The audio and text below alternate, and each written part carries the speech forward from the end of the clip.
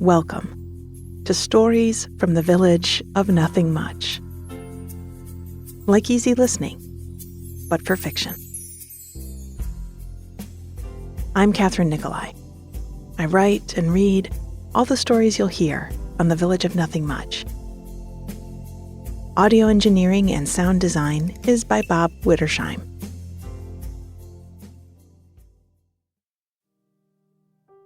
In our show notes, you'll find links to our ad-free premium version, our other shows, and our merch and partner products.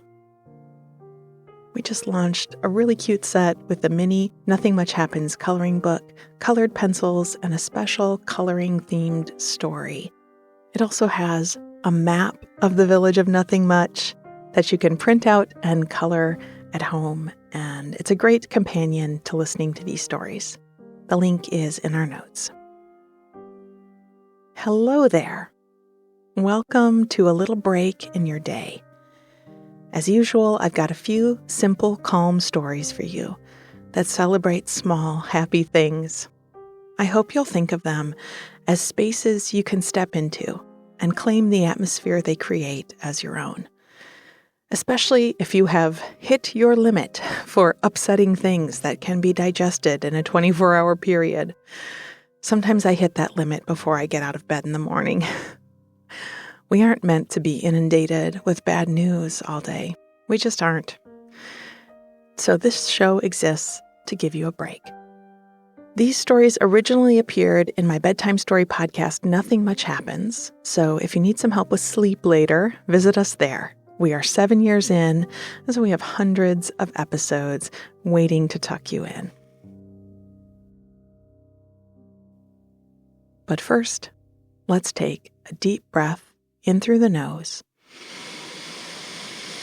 and out through the mouth. Do that one more time. Breathe in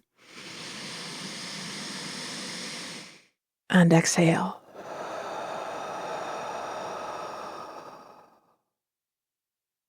Good.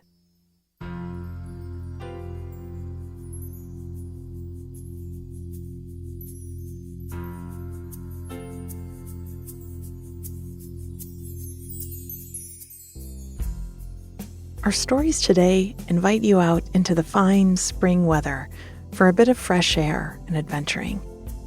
We'll start with a two-parter called Mudlarking on the River. We'll step out onto the banks, hunt for a few treasures, and let our imagination run wild. From there, we'll head up on the rooftop to survey the village from above. We'll smell folks lighting up their charcoal grills for the first time this year and enjoy the longer days and warm sunshine.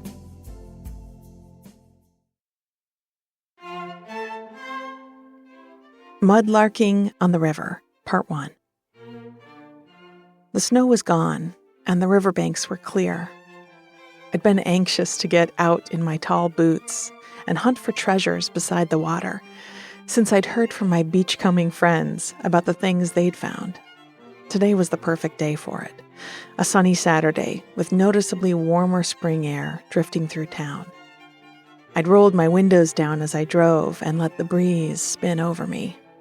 Then, yes, I'd had to roll them most of the way back up. It wasn't that warm, but spring was definitely on its way.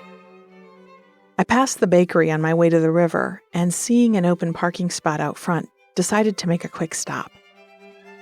On the sidewalk, a few patrons sat on a bench in the sun, bundled up and drinking from steaming cups. We are hardy people in the village. Our blood has grown thick over the winter, and we didn't miss a chance to be outside, even when there was still a nip in the air. I nodded to them as I pushed the bakery door open. It smelled heavenly inside. Fresh baked breads and sweet pastries and hot coffee. I'd been coming here since I was a child, and the scent was tied up into those memories. Standing in line on my tiptoes, desperate to see into the donut case. Waiting to pick up a pumpkin pie for Thanksgiving or a birthday cake with my name written in icing across the top. I watched others in the line, staring at the cases full of fresh baked treats and the menu of coffee options on the wall. I used to think I was the only one who would rehearse their order in their head while waiting in line, till a friend of mine confessed she did it too.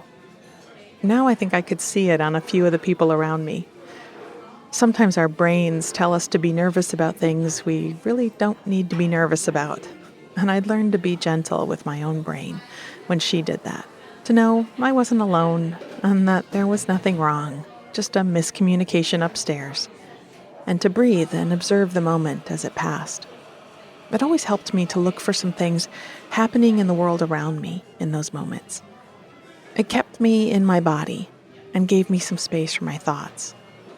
Just now I noticed the way the morning light was cutting through the east-facing windows and stepped my toes into a patch of sun. I could feel the warmth through my socks and shoes, and I took a slow, deep breath in and out. When I stepped up to the register, I felt calm and, more than anything else, hungry and in need of a hot drink. I ordered my usual, a coffee and a large slice of cranberry pecan bread, toasted with peanut butter to go. The man at the register smiled as he rang it up, nodding his head as if to say, "I thought so." It was good to go somewhere where they knew your usual. I stepped aside after I paid and could see back into the kitchen, where the baker was pulling trays of sandwich bread from a huge oven. She swapped them out for trays of pies ready to go in, and I wondered what flavor they were. It seemed early for rhubarb, though they might have it in their hoop houses outside of town. After the pies were loaded in, she wiped her hands on a towel tucked into her apron and turned and saw me at the counter. She smiled so genuinely. I felt really welcome. We didn't know each other's names, but we were part of each other's lives. She stepped through from the kitchen and asked if I was having my usual. I said that I was, and she said that she would grind some peanut butter fresh for me. I started to say that that wasn't necessary, but she said it was no trouble, and it was best that way because it would be warm on the toast. She ducked back into the kitchen, and a moment later I could hear a machine that sounded like my coffee grinder at home kick into gear. A few minutes later, I was handed my coffee and a paper sack with a smiley face drawn on it. I could feel the warmth of the toast right through it and peeked inside to see that she had cut it in half and folded it together like a sandwich so that the peanut butter wouldn't leak out, and added in a short stack of napkins. I called out a thank you to her and stepped back out into the sun. I wanted to drink my coffee and eat my breakfast by the river. It was only a few blocks away, and there were one or two other cars parked by the water's edge. I pulled up beside them and spotted an empty bench in the full sun. I settled onto it, carefully resting my coffee beside me as I took my toast from the bag. It smelled so good. The sweet, tangy scent of the cranberries and the rich, roasted smell of the peanuts. The dark, strong coffee to cut through all of it. As I ate, I watched geese on the riverbank sunning themselves, preening at their brownish gray feathers. These were Canada geese, with black necks and heads, and that chin strap of white feathers wrapping under from one cheek to the other. I'd looked it up once. They could live almost 25 years, and I wondered how old the members of this gaggle were. When my toast was gone, and I'd taken the last sip of coffee from the cup, I dropped my trash in a can nearby and stepped out onto the walk that bordered the river. I had on tall Wellington boots, and in my jacket pocket I'd brought along some waterproof garden gloves. I looked up and down the river and spotted someone a ways away. They were nudging at the shore with their toe and looking down at the spot they were clearing. A fellow mudlarker, for sure. The riverbank was full of sand and silt. Water was carried down from a lake north of here, and the river ran through woods and behind neighborhoods, and through town, under a bridge where people frequently stopped and watched the current fly. And as the water went through all of those places, it picked up things, claimed lost items, and brought them here where the river curved, and those things caught in the sand and were just waiting to be found again. It seemed a good way to welcome spring, by digging up something lodged beneath the surface and letting it shine in the sun again.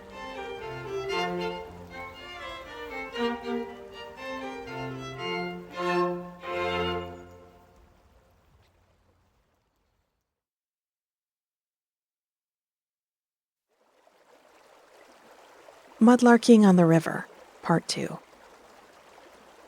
I couldn't get over how good it smelled this morning.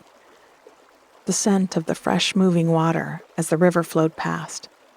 The good earthy scent of the sand and silt as I poked through it with my gloves. And the air, though it was too soon for any of the trees to bud or even the first of the spring grass to grow, it somehow smelled green. I was drinking it all in, knowing that snow could come tomorrow and push spring off for a few more weeks. I'd already had my first find on the riverbank.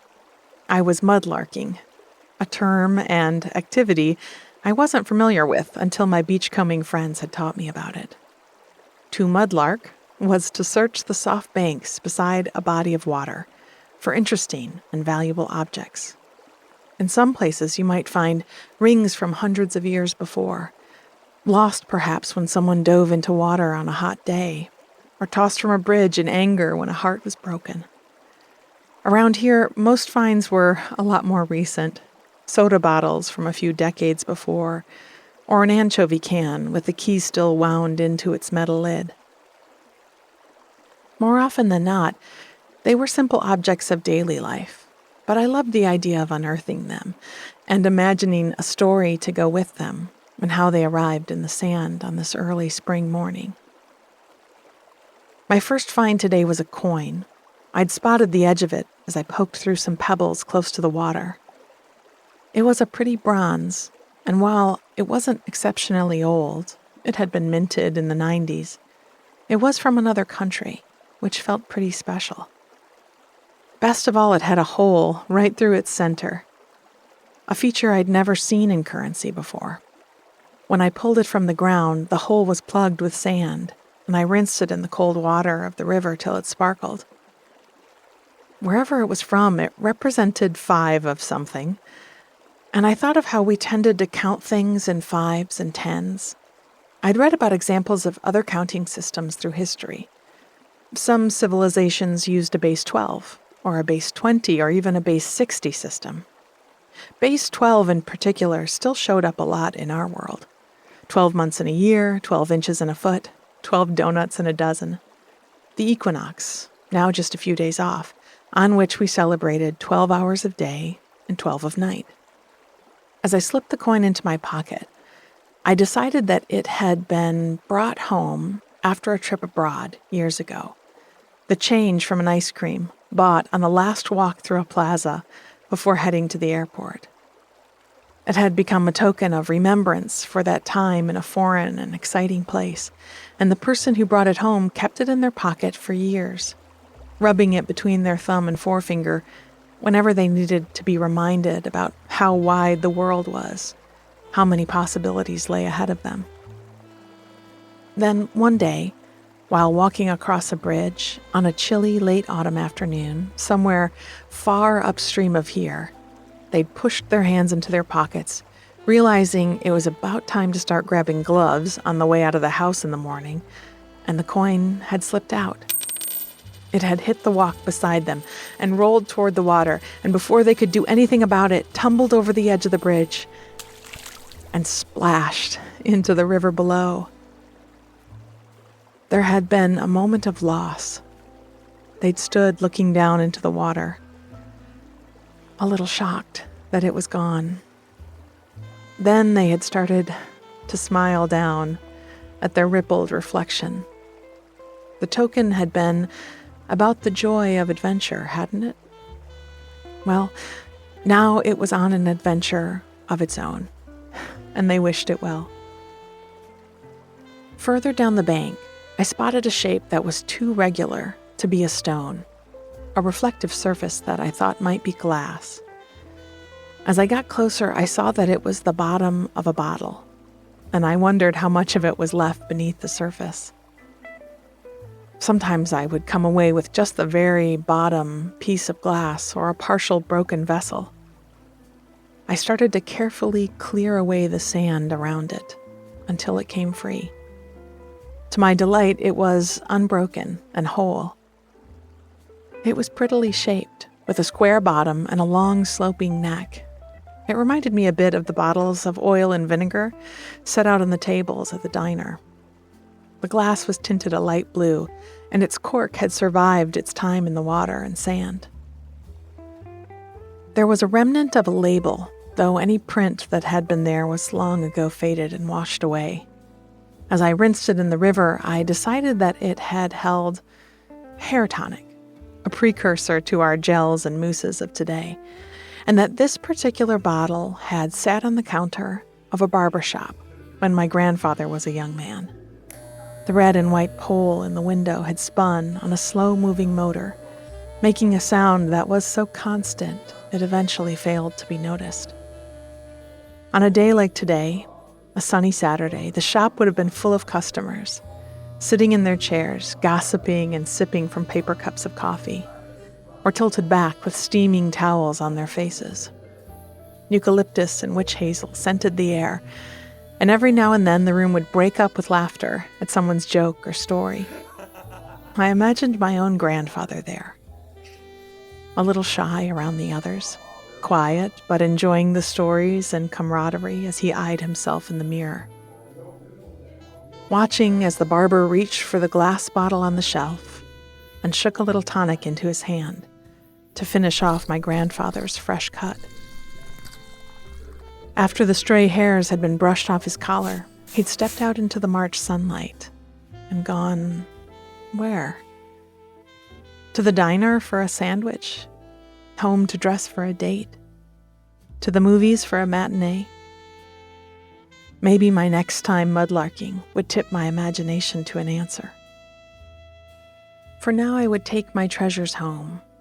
The coin I'd thread onto a necklace to be my own token for a while, and the bottle to hold a stem of forsythia when it bloomed in a few weeks. I took one more look up and down the river. I wondered which objects on my own shelves, in my own pockets, might inspire some future archaeologist when dug out of the mud. The things we take for granted can seem magical when seen with the right eyes.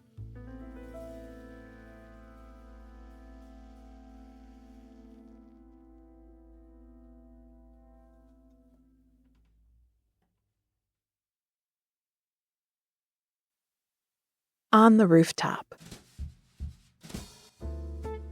The sign over the shop door was creaking in the wind. I'd made it myself, when this place was mostly still a dream. In my basement workshop, I'd designed and assembled it from old bike parts, a pair of handlebars and a wire basket, part of a frame so that the bike seemed to be coming straight out of the brick facade, and a carved plaque with a name outlined in roller chain. I still remember the day I'd gotten to install it, when the ink was dry on the lease and an opening date was set. I'd been up on a ladder on the front sidewalk, a friend handing me tools as passers-by smiled and pointed out the new shop to each other. When it had finally been secured, the wooden plaque hanging from the bike basket, I'd heard applause and turned to see the staff of the flower shop opposite, clapping from their front step. It was a memory that always made me smile, as I did now, looking up from inside at the plaque shifting in the wind. There were only a few clouds in the sky today, and the sunshine was plentiful and warm. I pushed the shop door open and stepped out into the wind. I was pleasantly surprised. I'd expected cold, sunny, but cold weather. The kind that we'd had for the last few weeks, that hinted at but never really felt like spring. Instead, it was warm, like actually warm, and it smelled different. For weeks when I'd left the house in the morning or closed the shop in the evening, it smelled the scent of winter runoff, damp and inorganic, a kind of blank space smell.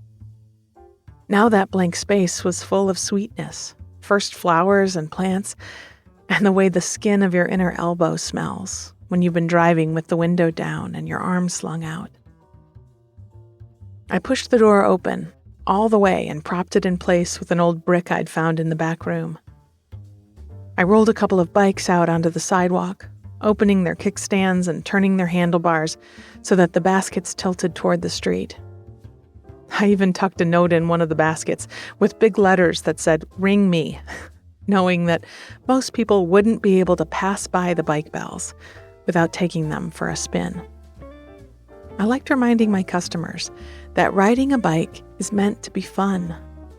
I keep stacks of baseball cards and decks of playing cards beside the register and regularly help to weave them into the spokes of little and big bikes alike. When I heard the thrilling, high-speed slap of those cards as riders sped through town, I was truly proud to have helped them do something just for the fun of it.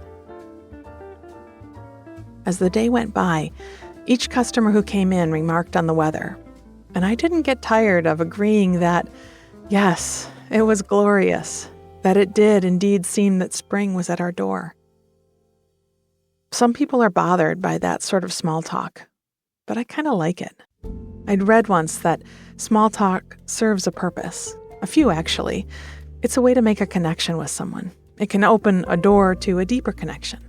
It helps to communicate mood and affinity, and it makes us better listeners.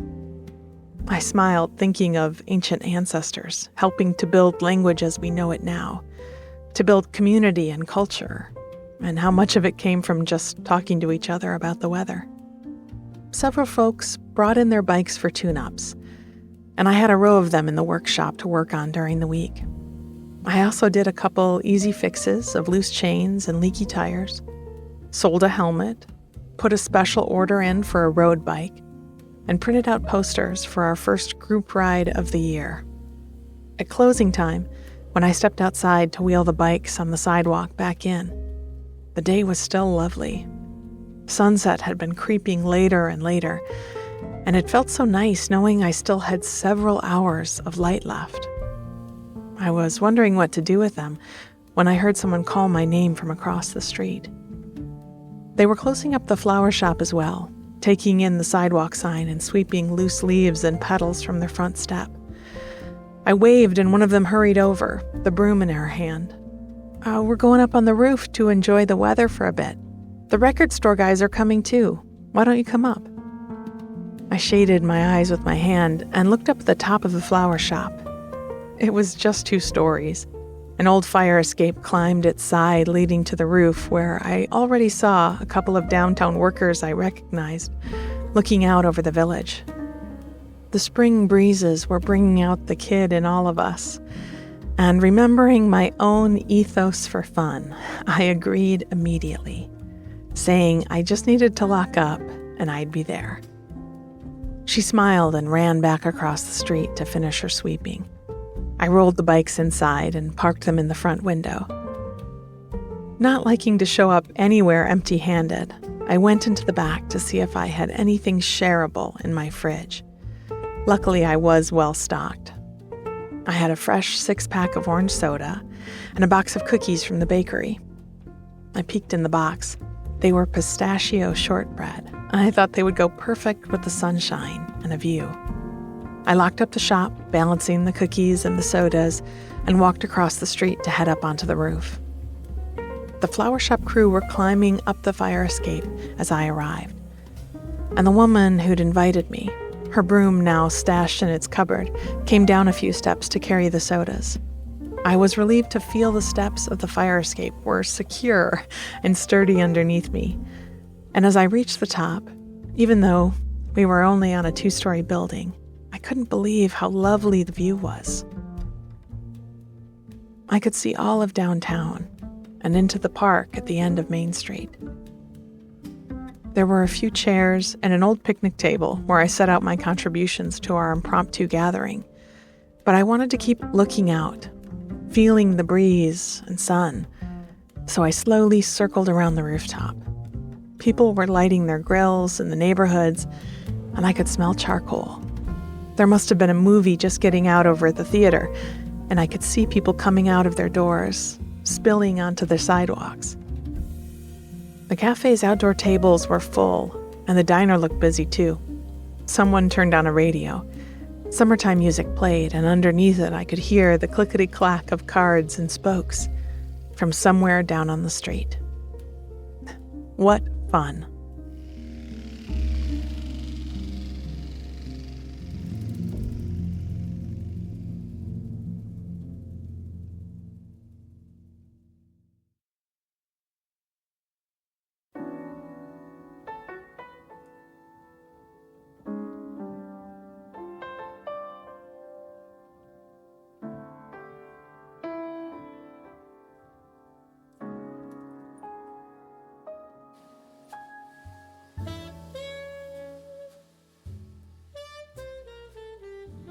The windows are open in my writing room today, and Ladybug the Chihuahua and I just got back from a walk.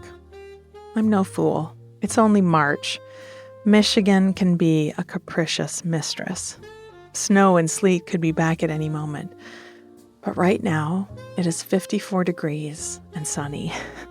And you've probably heard the jokes about how in places with long, dark winters, the first 30 minutes of warm, bright winter can fix every problem in your life. But that is genuinely how it feels. I walked into town yesterday when it was nearly 60 and got an iced coffee and smiled at every person I saw. Every song on my playlist felt like it was written for me and that this was the perfect moment for it to be played. Everything made me happy. And that's not how the world's going right now. So I think get it when you can and enjoy it. We started this episode with our Mudlarking stories, and they are sequels of sorts to a story called The Beachcomber, which appears in episode 25 of this show. And they share a narrator. Mudlarking is an activity that I'd heard about and watched some videos about, and while it is more popular in places like London along the Thames, where people find things from medieval times and beyond, I thought there could be a version of this in our little village. I like the mention of rehearsing your order before you step up to the cash register at a coffee shop. That is normal, friends. Sometimes our brains can't tell the difference between a charging lion and telling someone we would like hazelnut syrup in our latte. And I think it doesn't help us much to try to parse apart why we feel pockets of anxiety open up when they don't have any business doing so. That can get kind of blamey and not helpful.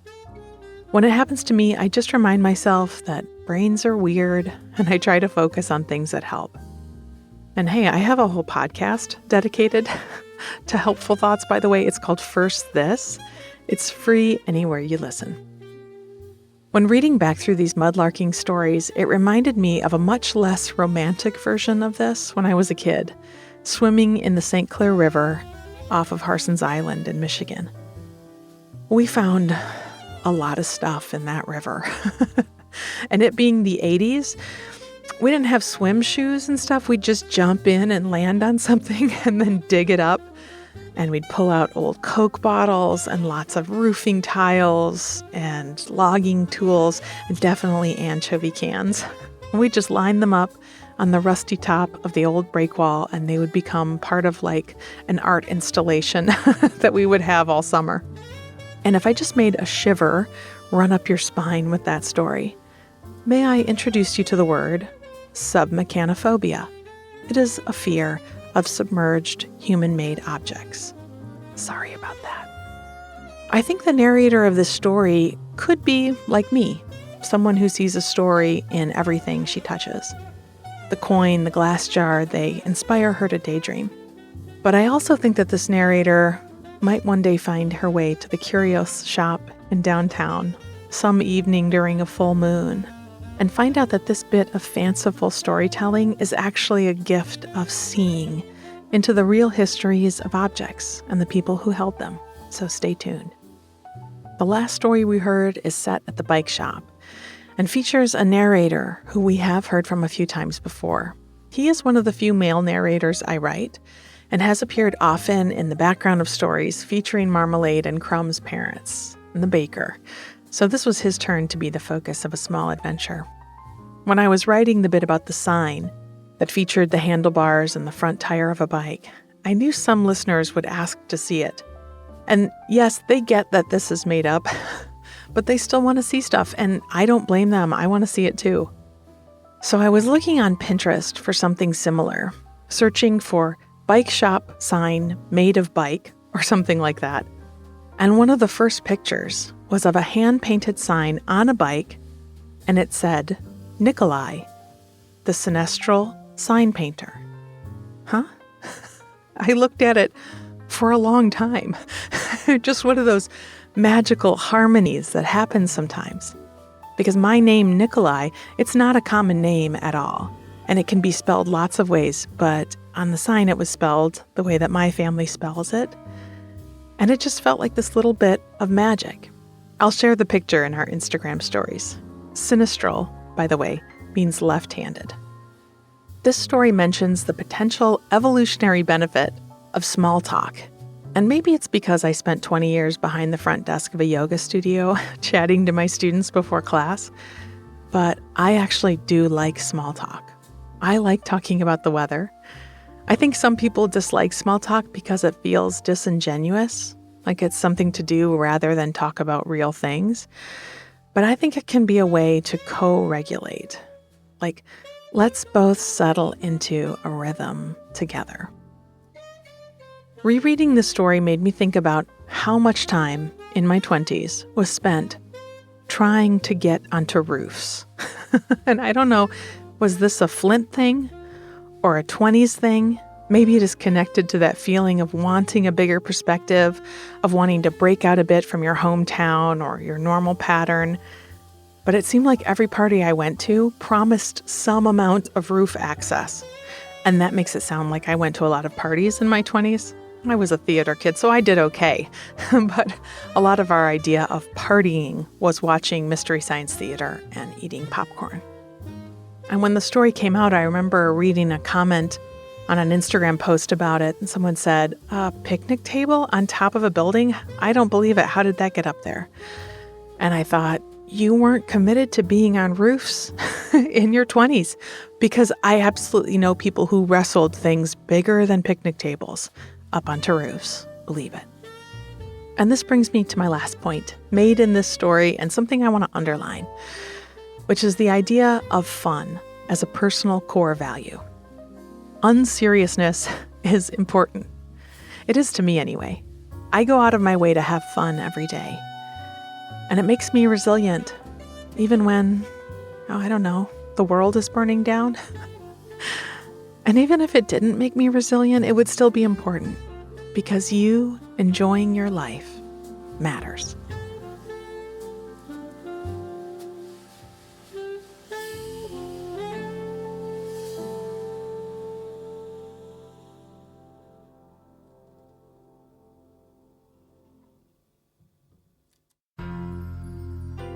Thank you for spending this time with me in the village of nothing much. We are going to take a week off, but we will be back the first week of April, and that will be walking tour week, so don't miss it. Till then, I wish you courage at the coffee counter, a magical find on the riverbank, and a glimpse of the world from a different and exciting angle.